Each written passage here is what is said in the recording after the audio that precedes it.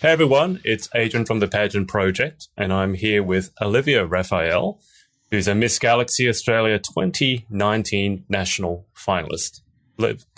Olivia, it's off to a good start. How are you? I'm really good, thank you. How are you? I've been doing well. What's been happening since last time? So, when was the first time we interviewed? I can't remember what year was that? Oh gosh, it would have been for the Aussie Power pageant, and that would have been in 2017. So coming on 2 years ago now. Oh, 2 years. time in the pageant world. That's a very, very long time. I'm going to tell people who are watching on the stream, if you want to leave a question or leave a message of support for Olivia, I'm sure either would be appreciated. And I'll tell you now that Lisa Bennett has already written to you, "Go get that crown, girl," with a lot of Oh R's. my God, I love Lisa. I love Lisa. So there you go. She's so nice. I love you, Lisa. Thank you Actually, so much. I think I messaged Lisa. Lisa, are you compete? If you're watching, are you still competing this year? Because I don't know. Because Lisa is also. Anyway, I'm going to get back to you. So this is the second time we tried this interview. The last time I had some technical difficulties. But Olivia, walk us through, because you've taken a bit of a break from pageantry. Yeah. So I think since that last pageant that you mentioned, that was the last time you competed, wasn't it? Up until now. Yes, it was the last one that I competed in. So the Aussie Power pageant is comprised of Miss Global Australia, Miss Intercontinental Australia, and Australia's Teen Queen. Mm-hmm. That was in, as I said, 2017, and I competed in both Galaxy and the Aussie Power pageant that year. So I sort of made up my mind that I was going to take a bit of a break. It's really overwhelming, and I was just coming into my first year of my teaching career. So it really helped me to deal with everything that was in my life, because it was very full on. But, you need that time to sort of learn how to manage yourself and your social life and career. And I think that I've got everything pretty down pat now to make a comeback. So, I mean, why did you decide to mount a comeback? Because it takes time. And if there's one thing that I know from interviewing all of you guys, it's that you don't exactly have an abundance of free time. So what made you decide to go back into pageantry? And obviously you're going into it, I'm assuming you're taking it seriously, as you normally would. So what made you decide to come back? Well, there are a few things that I have moved on from. For example, I used to play NPL football, which was a lot of time on my weekdays and on my weekends. So I've moved on from that. And also I've been to a few pageants as a judge and as a spectator. And when you're in that environment, you really want to be involved. Like, I was sitting with you actually during one of them, and I looked at it. I remember this. I just you couldn't like, stop commentating and talking the whole time. Yeah. Yeah, that was me. Yeah. It was just, I thought it would be a sort of deciding factor for me if I went and watched and sort of felt a bit detached from it and happy spectating. But when I, went and saw them, I just thought, no, I felt this need to do it. I saw that everyone was having such a great time, and it sort of brought back memories for me. And I thought, no, I think I'm ready to bring that back into my life. I mean, on the subject of memories, you obviously have more than a few. What has been the happiest memory for you so far in your pageant career? I think one of the happiest moments for me was in my last pageant, and I actually won Miss Congeniality with one of my best friends on the pageant circuit, Lizzie. And I truly believe that she was one of the most genuine people there. And to have that feeling towards her and share a title with her in that way just reaffirmed how friendly the whole thing was. And I was proud. I was really proud that, of the way I came across and everything like that. So, it was an accomplishment that you can't really work towards. It's not a sort of routine of going to the gym or, going to appearances. It reflected you as a person. So I think that was really nice. And I think it has definitely blown all my other accomplishments out of the water. Is that award voted for by the other competitors there, the other contestants there? Yes. So that means double, like obviously, so they're voting for you. That must make it extra special. Yeah, because they see you as a person. Like, I know that we're in a competition setting, but it's really nice for people to be able to see you as a person. And I have made quite a few friends in the pageant circuit and met up outside, which I think brings a lot of value to the experience.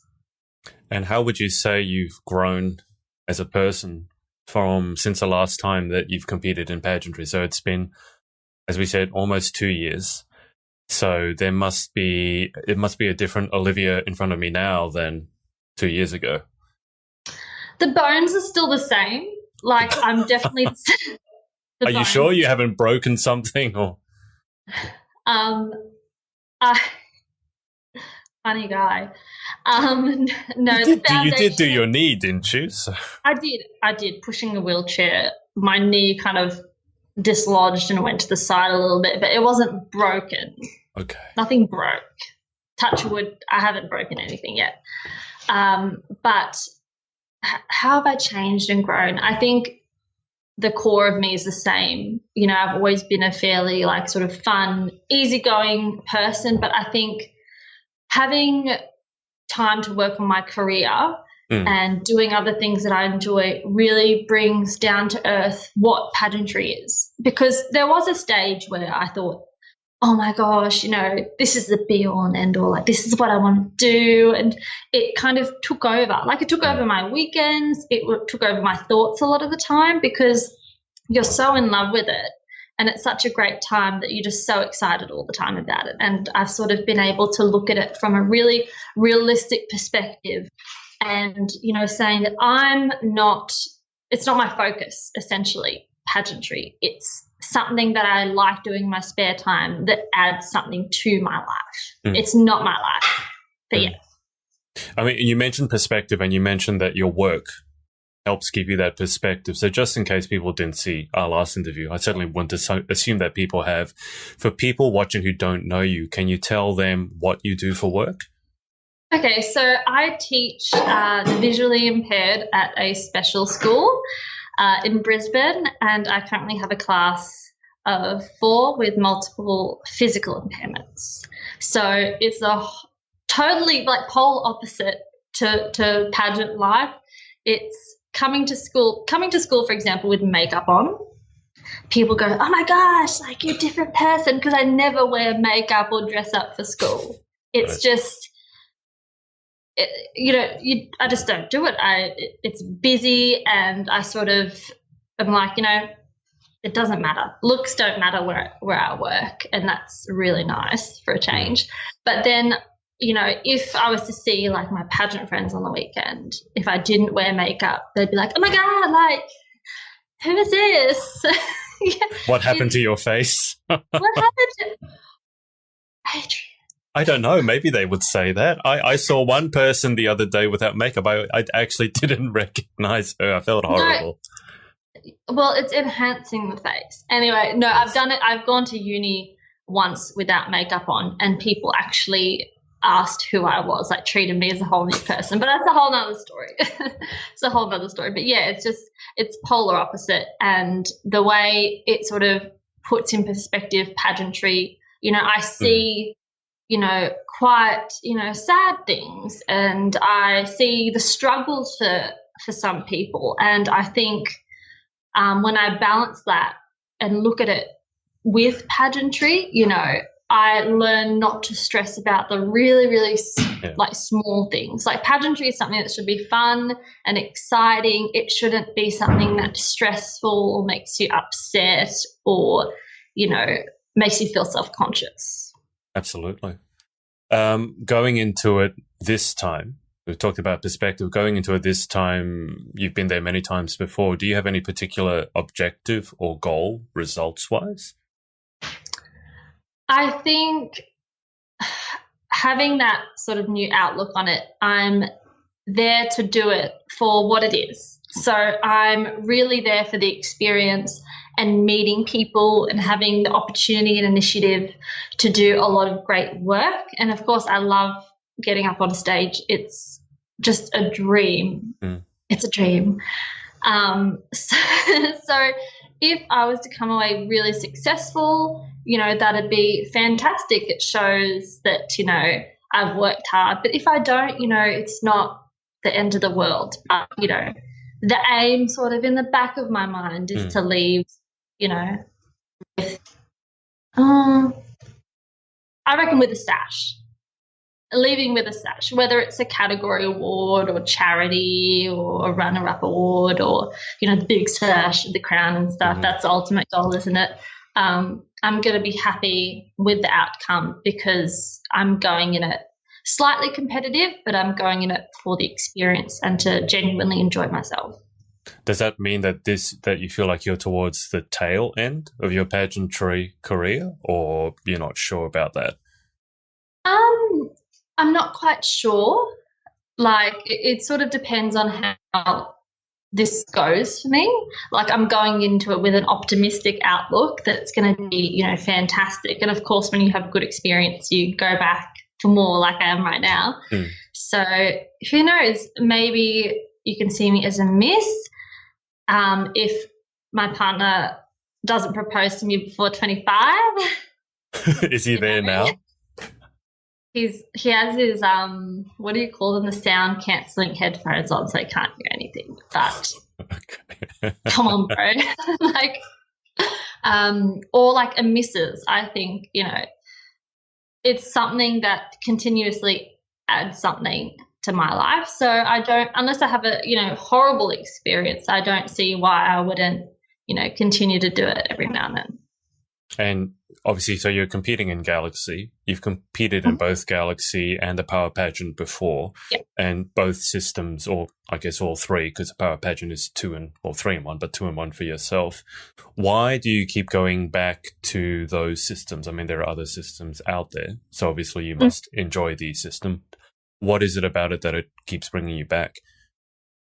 Well, when I first started Galaxy, I sort of didn't realise how important all of the other aspects were, more so the behind the scenes of doing appearances and fundraising and volunteering and all that charity work.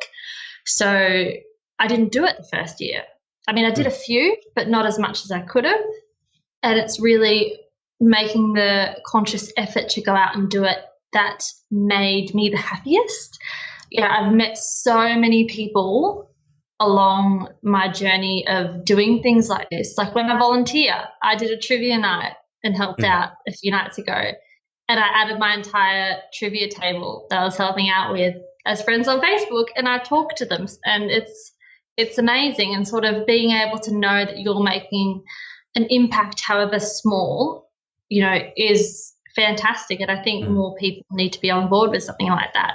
But I think the pageants also don't sort of pressure you into conforming to a certain standard. And I'm not going to name other pageants because, it's not stated in their ethos or anything, but you have some big pageants where all the girls are extremely thin and extremely tall, and the occupation is a model. And it's sort of, as soon as you start questioning yourself and, your body and how you act and how you look, I don't think that's healthy. So if I feel myself reflecting in that way when considering entering a pageant, I do stay away from it because I know it's not healthy for me.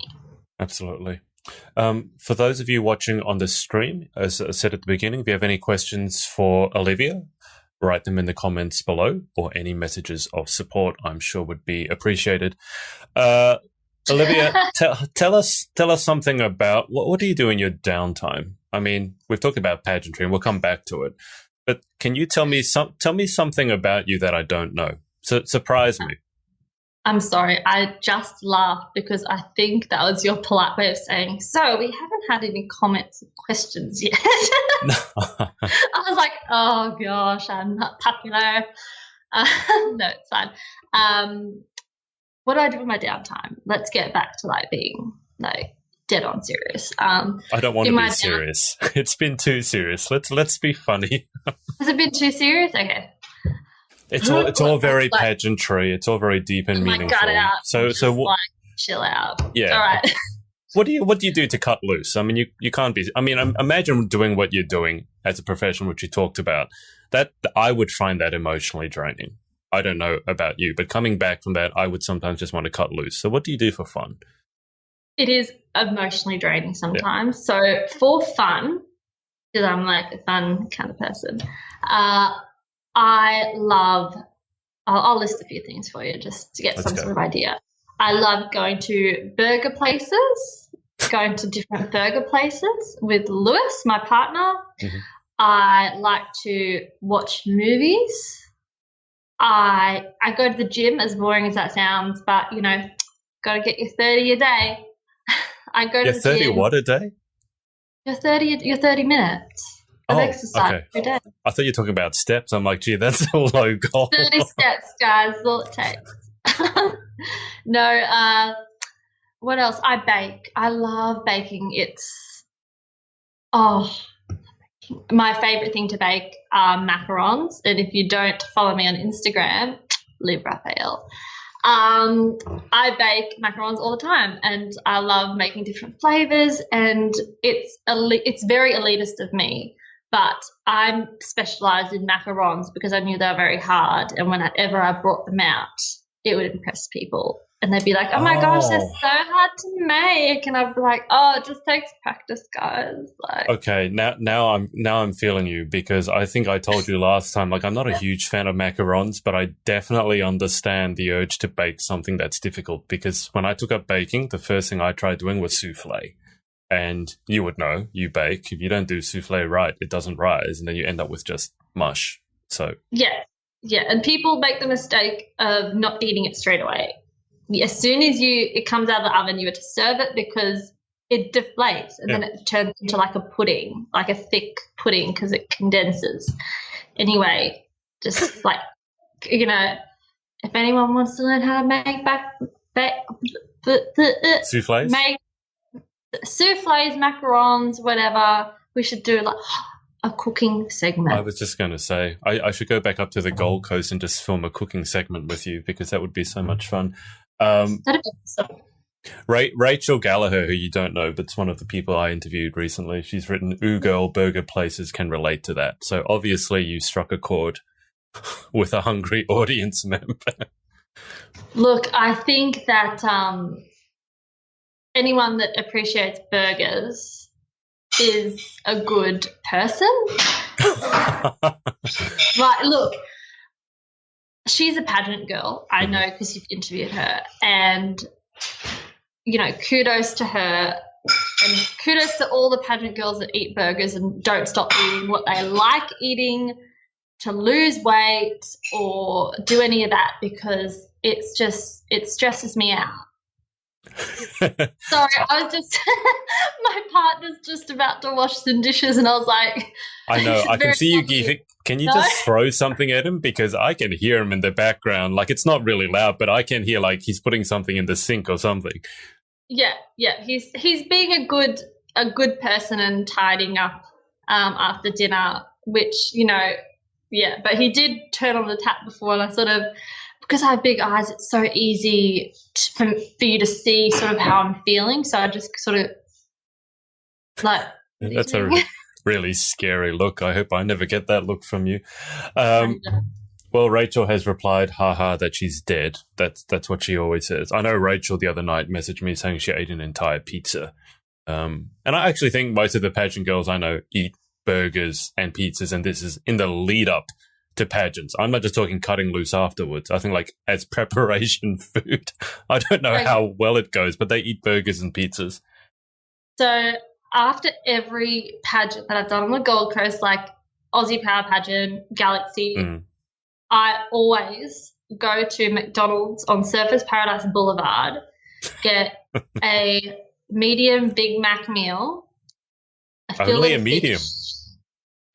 fish, 6 chicken nuggets, and a chocolate thick shake. Always. And it's not because I've starved myself beforehand, but it's just a ritual, and it's late at night by the time it finishes. So I'm just like, nah, I just want to pig out and sleep until like 11 in the morning and just relax. I like the sound of that. I mean, you said you go to burger places. I'm imagining it's not just McDonald's. So I loved Betty's Burgers on the Gold Coast, and I say loved because they opened more stores and turned into sort of a chain. Oh, okay. And for me, it like lost its authentic sort of flavour. You know what I mean? I don't know. No, I don't. So what are the secrets to a good burger? Okay, so every second time I get just a beef burger, and I alternate that with a deep fried chicken burger. So because I love them both. With the beef burger, I love the milk buns. Mm-hmm. So I don't like the hard hamburger rolls that you get like from Coles, whatever. You need the soft, even brioche butter, which is just butter bun. Lettuce, tomato, some sort of aioli, mustard, and ketchup. Not tomato sauce, ketchup, because it's a little bit sweeter and a little bit thicker. Right. And maybe some onion. I don't like a lot of cooked onion on burgers. Mm-hmm. It's not Bunnings sausage sizzle. So no. Sorry, Bunnings. And yeah, the inside of the bun's toasted, and then with the chicken, minimalistic. All right. So the fried buttermilk chicken, hopefully, and not the buttermilk chicken that, you know, is a thin layer and you can barely tell. It's like the really crunchy sort of stuff. Some sort of like mayonnaise, aioli, and lettuce cuts it for me. No tomato, no anything else. I just like my chicken burgers fairly plain. And this is a quirky thing, and Lewis laughs at me every time I do it. But if I have a burger and has tomato on it, I slide the bits of tomato out and eat them by themselves before I actually start eating the burger. Why the tomato? I like the taste of tomato, but I don't like it on the burger. So if I take it out and separate it, and I'm just eating a tomato, I like it. That's what I used to do when I was a kid in McDonald's with the pickles. Yeah, it's sort of like a pickle thing, but I'd slide them out, even at like grilled or whatever, and eat them, and then I'm finished, and then I eat my burger. Very interesting, I know. It's super interesting. You have a very, very specific way of doing it. Yes, it's the right way. Well, I should point out that you're Italian, so yeah, it makes perfect sense. Don't mess with me. No. All right. Before we go to the final 10 questions, let me ask you. Sorry. What was that? What are you doing? You know, that Italian. Are you trying to be the Godfather or something? Bellissimo. Oh. It also looked like you were asking somebody for money. I'm like, what is Lewis doing in the background? Now, 2 seconds. It's called gnocchi, not gnocchi. And one of my teacher aides just the other day said, gnocchi? I'm like, just because you extended the doesn't mean it's gnocchi. It's gnocchi? like, it's not gnocchi. Knock, knock. It's niet. Gnocchi. Niet. Just to clear it up for everyone, for our few people that are watching us. We have people watching. I don't know how many we'll have after you tell them that their pronunciation is wrong. Gnocchi. I should a YouTube video just saying gnocchi. I think you really should start some sort of cooking show because you're obviously passionate about it. I love cooking. Is there any other pronunciation that you need to correct? Gnocchi? No, actually, you should ask my brother. He studied Italian. And whenever we go to restaurants, he has an accent like mine. Mm-hmm. And he goes, I'll get the fettuccine bolognese. It just slips in there, does it? He turns on the accent just to say the food, and we all look at him. And then there was one time where people around the table started copying him. So my little brother went and said, yeah, can I grab – actually, do you have a linguine? And I just thought, it's hilarious. And I think Oh, what's that? College Humor did a video on accents, and it I was think I've seen it. in response to that exact thing. If you've seen it, if you haven't seen it, watch it. But that is my brother, and the way that he pronounces Italian things, it's hilarious. So whilst we're on the subject of pronunciation, how do we actually pronounce your surname?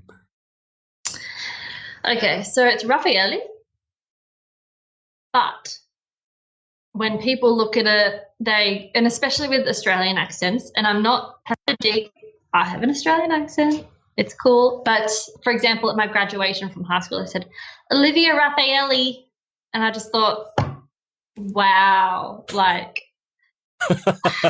so from that point on, it was, the Red Ninja Turtle, and they're like, Raphael, and I'm like, yeah, that's just Raphael is fine. Okay. But people still get that wrong. They think like Raffaello, like that coconut white chocolate thing. Everything keeps coming back to food with you. Yeah. Well, I made dinner and I have my enchiladas in the oven as we speak. Not that I'm rushing to get them, but when do they have to be pulled out of the oven?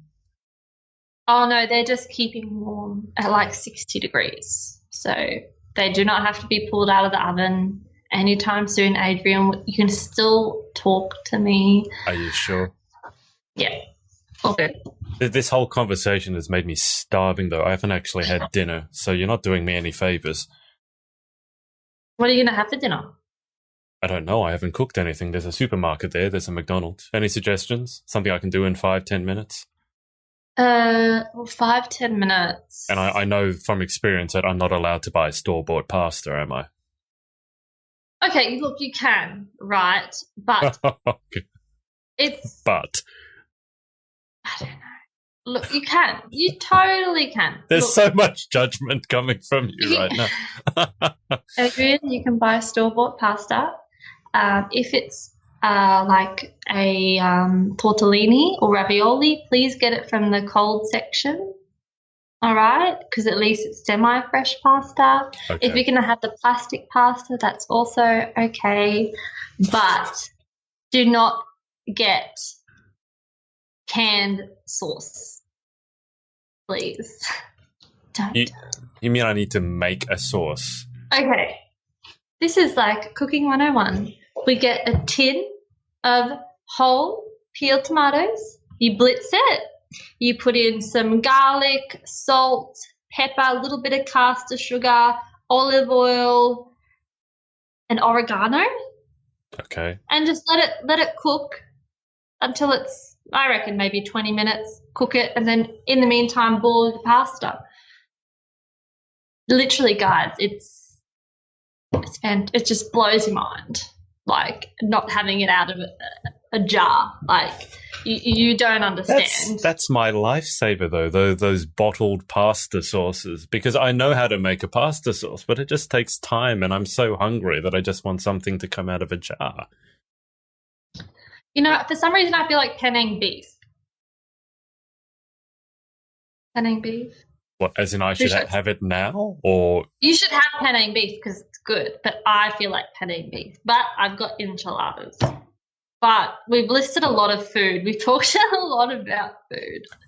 That's my life. Okay. On the subject of that, let's go back to pageantry for a second, then we'll go into our final 10 questions. Yeah, that's what we were supposed to be talking about. Let me ask you two questions. First one is, what is the hardest lesson you've had to learn from pageantry? Oh, the hardest lesson I've had to learn, I think, the hardest lesson would probably have to be that it's not always you, and you're not always the best, and you're not always the most beautiful or skinny, and it's okay. Don't stress about it. Beauty is subjective. It's person to person. People on the night may think you're the best or not. You know, you can't take it too personally, because I know for a while I did. You know, I looked at myself and I looked at others and thought, wow, she's really stunning. And if you think about that too much, it overshadows everything that a pageant is supposed to be. It's hard, basically going up on stage and giving yourself to everyone and having people judge you. And I know that it's not all about looks, but there are parts of it that are, and that's okay. Obviously, and a lot of people that enter pageants are accepting of that, and they want to challenge that. I mean, there are girls that want to challenge the whole concept of beauty pageants and want to, form new ideas and ideologies about it and break through stereotypes. And I think that's fantastic, but, there's a lot of judgment. So I think learning how to deal with that and not take it so personally was a huge lesson to be learned. I love that answer. Let me just bring you up to date with what's happening in the comments. So Hung Fam, I assuming you know Hung. Hung has said he's obviously been listening for a while. I've been saying it wrong. Don't worry, we all have unique surnames.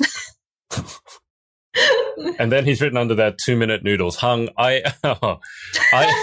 we're talking standards here. Like, I'd be willing to go and get some ravioli, like the plastic ravioli and bottled sauce, but I don't think I can stoop to 2-minute noodles. That takes me back to college days. So the 2-minute noodles in a tub or the one in the multi-packets? Well, either one is kind of, pretty low. It's pretty low. I was going to say, it doesn't matter what shape it comes in. Rachel has written, haha, Liv, please do a cooking show. I'm not even joking. Okay, so there you go. You've got one avid viewer already. And then Hung replied to Rachel, was about to say the same thing. All right, so you have 2 people who want you to do a cooking show. Guys, I've got 2 subscribers. I'm already YouTube famous. Absolutely. Yeah. You're now an influencer. Oh gosh, I love it. I love the influencer stuff. On that topic, I feel so terrible for people that buy into this whole, influencer stuff. I'm not saying that it's not a career or anything. Go for it. If you get free stuff, if you get paid, do it. Money and free stuff, who doesn't like that? But be really conscious of how you view influencer material. It is advertising. It's not, I really believe that this product is going to do this for you. It's, a form of employer-employee relationship. Sorry, I did take that one word and just run off with it into a rant. No, anyway. I completely get it. I was about to do a rant on influencers the other day on Instagram because, it's advertising. So it's not, just because someone who's famous says they really love a product. I think you really have to look at whether they mean it, because if there's $1 million or even $10, even if it was free, there is an ethical question there. Okay, so let me just scroll down. The other question I wanted to ask you, Hung has written, fingers crossed you do extremely well this year. Oh, thank you. He's put this. It's a love heart. Yeah. What, you couldn't tell? I know it's bad. I'm not good at doing this. Yes, I was trying to do the love heart. I used to do this because I felt that it was more accurate in shape. Use my hair as a background. No, I look like I'm trying to rap. This is going to go badly. Yeah, like that. That's a more accurate Holly thumbnail. I can't You look like you're doing a gang sign. That's what I... Oh, God. Okay, let's... No, thank you, Hung. Thank you so much. He's so sweet, I met him first when I went to a Miss Diamond the first national final that they had at Acacia Ridge, and that's how we met. And he's so bubbly and so fantastic. It's great. Yeah, I've never actually gotten to meet Hung yet, so I hope I get to meet him someday. Probably happens sooner rather than later. And Danica Donnelly, who was on my gaming stream last night, and I know you wanted to be on, I just couldn't get it to work for you. She's written that very well said. I'm not sure what that was in reference to. Probably the judgment question or the influencer question. Final question before the final 10 questions. Oh. What? I'm trying to remember it. So here we go. Because it's been so long since I asked that other question. What do you think the biggest issue facing young women in Australia today is? Oh, look, I think that women have a long way to go in terms of, this idea that is feminism. Because we have come such a long way, we're still very strongly being held back, whether it's, the workplace and, things like domestic violence and sexual abuse. It's all a bit much. I feel as though because has taken a moment in history with the Me Too movement and all that sort of stuff that, a minute seems to be too long for some people, and because these stories are gaining a lot of airtime, I feel like we live in such a male-dominated world that that's enough. Like, we don't want to hear about it anymore. We don't want to deal with these issues anymore. We're seen as very demanding, anti-male type people, and I think that's the biggest thing that's holding us back. And, with any sort of group of people, there are going to be people pushing extreme ideologies. Sure. Like, I think it's called third wave feminism, that are quite an aggressive group in terms of what they want to achieve. And feminism is all about equality. And I think we really need to delve 100%. Into the topic and the definition of it, because feminism has become such an ugly word, and when we seem to fight for what we believe is right, we get a lot of pushback because it's often uncomfortable topics. And I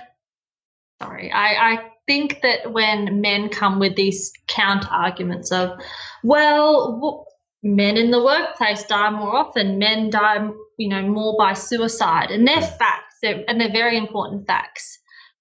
I am on the line of saying, okay, you should take that forward as your issue.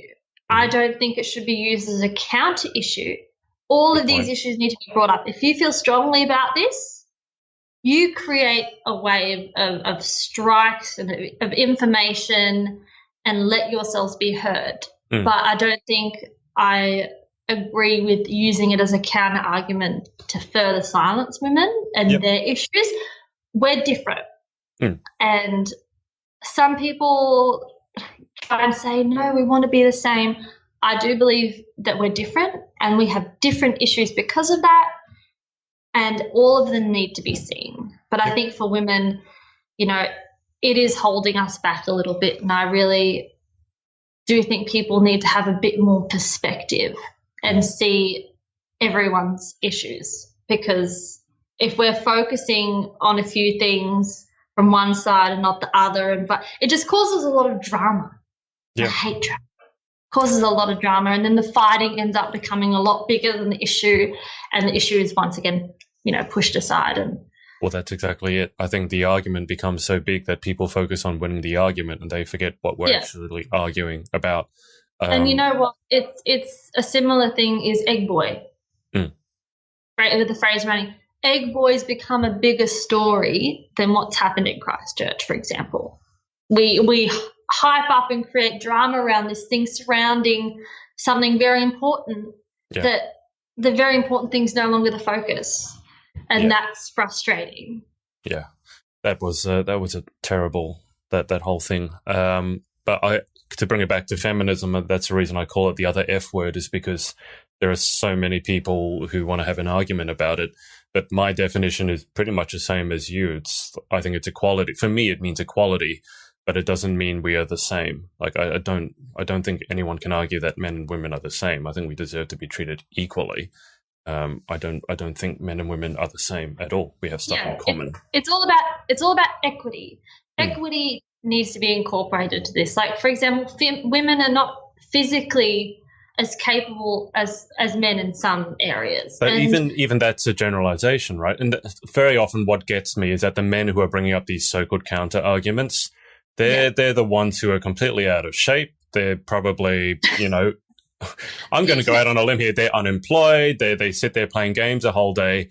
And there are women who could absolutely physically take them. So to me, it's as soon as we generalize, it's really dangerous. Exactly. I'm super passionate about this topic. I mean, I've been over to the Women's March in Chicago, and when Donald Trump got voted in, and the number of people who were there, it was just, it was really heartwarming. But to bring it back to what you said, there is a long way to go. in some areas. We have come a long way, but I don't think we're nearly there. And I seek out people who have arguments and opinions counter to mine because I think that's a good way to grow.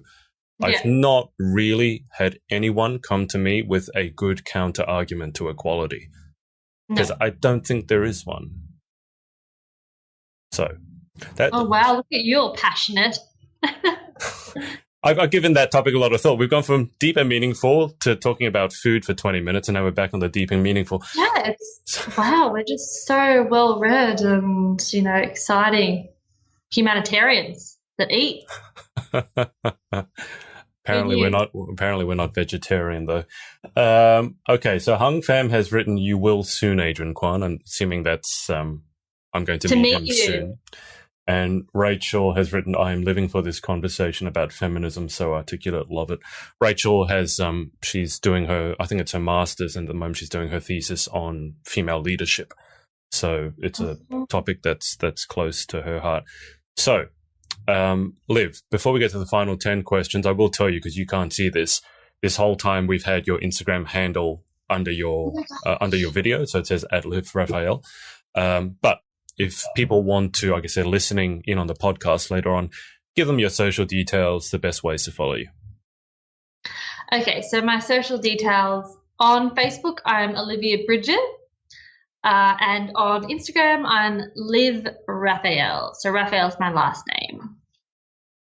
Perfect. Not Raffaele. Raphael. Liv Raffaele. Pappardelle. Gnocchi. Gnocchi. That's right. Gnocchi. But yeah, Instagram's probably the best way to engage with me. I'm on it more often. If I'm not posting sort of posts, I'm definitely posting stories if you want to keep up to date with all that jazz. Nice. And I will say, if you're listening on the podcast, I would have put the link in the description, but Bridget is BRIDGETTE. Mm-hmm. Okay. So, Olivia, this is technically the third interview. The second one, as I said, I can't remember what went wrong, but it was my fault. So we're going to ask the same 10 questions. Did you drop your computer? Isn't that what happened? Oh, thanks for reminding me. That's one of the most... Yes, I did that. I got back from the Gold Coast. Technical difficulties. He physically broke his computer. I don't know if that's technical difficulties. I think it's like a hardware issue, isn't it? No, that's just a stupidity and klutz issue. Okay, sorry, I don't mean to make you feel self-conscious. Please continue. I don't get self-conscious. I will tell you, I dropped it hard enough that the corner of the chassis bent, and it's a metal chassis. Oh, talent. Oh, talent section. When I do it right. Okay, that can completely be taken out of context. Never mind. We are going to go into the final 10. I saw that. We are going to the final 10 questions. I don't remember what you answered, except you were famous for saying that moist is not the worst word. That, what was it? Crusty. Yes. That's so great. Yeah. All right. So final 10 questions. See if you can come up with some different ones. Here we go. Number 1, what is your favorite word? Oh, my favorite word, delightful. It just sounds so whimsical. Oh, or is that my favorite word? No, delightful. It's delightful. I was just going to leave you alone to have that conversation to yourself for a while. Okay.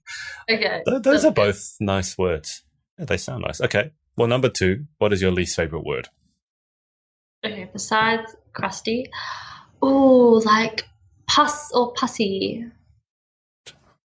Like pus, like, I know these are all gross, like gross. They're gross words, right? Pussy. Like if someone goes, oh, that pimple's pussy. Like, ew. We can move on now. That was completely gross. There's no one watching anymore. You just grossed out everyone. That's delicious. Okay, I'm not so hungry anymore. Question 3: what turns you on? Oh gosh, people that are nice. It's really, sometimes it is a hard thing to do, but people who are just so nice and so genuine and make other people happy, that's so amazing to see. Yeah. Question 4: what turns you off? What turns me off? people who are fake and just deceitful. It just turns my stomach when people lie and act deceitful towards one another. And no, I just do not have time for that. 100% agree. Okay, question 5. What sound or noise do you love? I love the sound of the Beatles. I'm loving the Beatles at the Beatles. Oh, no, I didn't know. Yeah, the Beatles or Beatles. Like, I didn't know which one you meant. Beatles. I'm so into them at the moment, listening to their old stuff. Whenever I hear it, it's awesome. Nice. Okay. Well, what sound or noise do you hate? Oh, this is gonna. I can't wait for this. Okay, this is very descriptive, but I hate when babies up to toddlers fake cry because it sounds so whingy and so fake and just irritating. I feel like saying stop. You're being rude. Like it's when people genuinely cry and are genuinely upset, you can hear it. Yeah. And when toddlers or babies fake, well, not so much babies, they can't really fake anything yet. But when they go, yeah, and you're just like, oh. That was a really good impression. No, they go more high pitched than that. I don't want to do it because I don't want to embarrass myself. But just, and it's just, I don't know. You don't need to describe this. I'm living with my nephew at the moment. He's 4 years old, and that's the story of his life. Every time he wants something, he doesn't use words. He can speak. He just screams. Yeah. I can't stand it, so I just scream back at him because I have a louder voice than he does, and then he stops. Good. Because I can't stand it. Great behavior management. I don't know about that. Probably some people will tell me I shouldn't be doing that, but I don't know. In the comments, Adrian, oh my gosh, that's child abuse. Yeah, everything is child abuse. Okay, question 7. Yeah. If you could have one superpower, what would you pick and why? Oh, I love to teleport. I love to teleport, just go wherever I wanted. To just save me so much time. I think it's tied between that and being able to freeze time. That'd be pretty sick. I'd probably go with that. I want to turn back time. I wouldn't want to do that. I'd want to freeze it and just like imagine going to the movies. I need to pee. Freeze time. And then you just go to the toilet and come back and you haven't missed anything. Okay, we have small goals, but that's okay. Making it relatable to the viewers out there, just in case they haven't grasped the concept of time travel. If you could try any one occupation other than your own, what would you most like to attempt? I think I said this before, but I would love to try and be an actress. I don't think you did say that, but I think I said chef last time, actually, like a cook, a baker. I'm pretty sure that's what I said. That doesn't surprise me at all. Actress, huh? What sort of role would you like to take on? I'm drama, comedy. I can put on the drama. The comedy. I think you have to have a certain type of persona for people to like your comedy. Like I'm funny to people that I know because they like get me on a deeper level. But I don't know, it may not come across that way to everyone. So I think like the really dramatic, like I won't say it.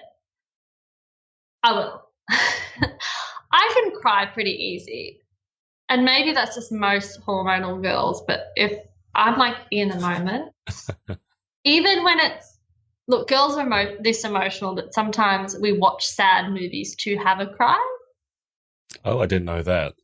Girls do that. Girls out there shaking their heads, you're lying because girls do that. If I just like feel super emotional, I just want to let it out. I put on like the boy in striped pajamas or something sad so that I can cry. Okay. Yeah. All right. I believe that. I think the issue with your comedy is I don't think people would be able to know whether you're joking or not. You seem to strike me as you could deliver a pretty good one-liner and people would know whether you were being like funny or not. Yeah, I can keep a straight face. That's something I can do really well, and I can be sarcastic. Mm-hmm. But I have said things where I have to go, oh, I'm just joking, and they go, oh, Okay, So yeah, I think I have to find my element when it comes to comedy, but I'll go with the drama. Question 9. If you could try any one occupation other than your own, what would you definitely not like to attempt? I remember the one that I said in the interview that you destroyed. Thanks, Liv. What was the answer that you give? I mean, give it again because I can't remember it and it's destroyed. So what was the answer? Like a cow breeder. Interesting, isn't it? Why? And it's only because I watched it in a little like mini documentary about how they make milk and how they inseminate cows. Okay, okay. It's not nice. And I just thought, whoa, I never want to do that. So I was like, no, I wouldn't want to do that. So I'd say that's enough. I don't know what they're called. I don't know if that's an actual profession. Like, what do you do? I inseminate cows. Like, I don't know if that's a thing, a cow breeder, or any animal breeder. I'm sure it's a similar process, but. Well, I mean, but if you breed dogs or cats, I mean, you don't actually need to do the thing yourself, so. No, but you can't just stick two animals in a spot and just go, guys, make baby versions of yourselves. Like, it doesn't work all the time. So I found very technical sort of like processes with equipment. Anyway, let's not get into that. This conversation has been all over the place tonight. I feel like we go on tangents, but. Oh, well. Well, final question. If heaven exists, what would you like to hear God say when you arrive at those pearly gates? If God exists, I would. Okay. I thought of something really deep, and then I thought of something very shallow. Why don't you give us the deep first and then the shallow? Okay, the deep first is, what was the meaning of my life? Okay, whether it's good or bad as to whether or not I accomplished it, I'm fine with that, but I want to know. And then I'd be like, so do I get to be like 23-year-old me in heaven, or do I look like how I died? Like, how does it work? Don't you ever think that? Like, if you passed away, what would your spirit look like, or would it look like nothing? I have no idea. I've not thought about that. I don't think about dying much. Can you request? Oh, I want to be a 21-year-old spirit me. Well, I don't know. I don't know what age I would pick. I certainly wouldn't go back too far because I wouldn't want to be 18 again. Let's put it that way. Yeah, but that's the more shallow version of that opportunity with God. Yeah. Okay, spiritual facelift. I like it. Olivia, just remind everyone when are the actual finals on? So they're on in May on the 3rd, so it's a Friday night. We have competition from the 28th to the 3rd, so over the course of a few days.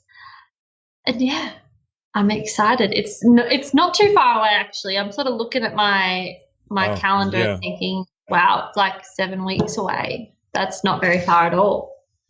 Is it even that? You said the 28th, starting at the end of April, so it's only like 4 or 5 weeks away. Oh, no. Wow. Whoops. It's even sooner than you thought. Okay. I don't want to give the impression that I'm not prepared, because I am, but I did also think that, no, let me count. I'm on my little calendar. 1, 2. Well, 20th of April is 4 weeks exactly, and we're on the 21st of March. That gives you an extra week, so that's 5 weeks by my count. 1, 2, 3, 4.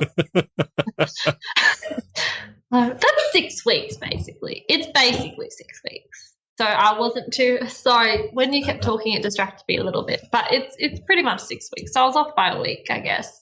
But no, it's Fair coming enough. up pretty soon, which is exciting. I'm excited. Oh, that sounds good. Anyone you want to give a shout out to before we wrap up for tonight? I want to shout out to all my colleagues at the school that I work at. Shout out to my hunky man, Lewis, who is actually there, but whatever. And Is he still wearing his noise-cancelling headphones? Yeah, he is. And I want to shout out to all the other Galaxy girls. Good luck. Enjoy the experience. Don't think too much about the competition, really, because if you don't win or don't come away with what you wanted, you'd have wasted your whole time stressing and not having fun. Okay, perfect. Well, I think that's it. We certainly covered a lot of ground tonight, all over the place. This was a long interview. It was. We've gone for about an hour, I think. So, well, when it's a good conversation, you lose track of time. Exactly right. So I'm going to thank everyone for watching or listening, depending on whether it's podcast, live, or replay. I will say good luck to Olivia. Thank you. And don't hang up with me, Olivia. I'm just going to let everyone else go. So thanks, guys, for watching, and we'll speak to you again soon. Hey, it's Adrian. Thanks so much for listening to our podcast. Make sure to subscribe to get details of our new episodes as they drop, and connect with us on social at the Pageant Project. Speak to you next time.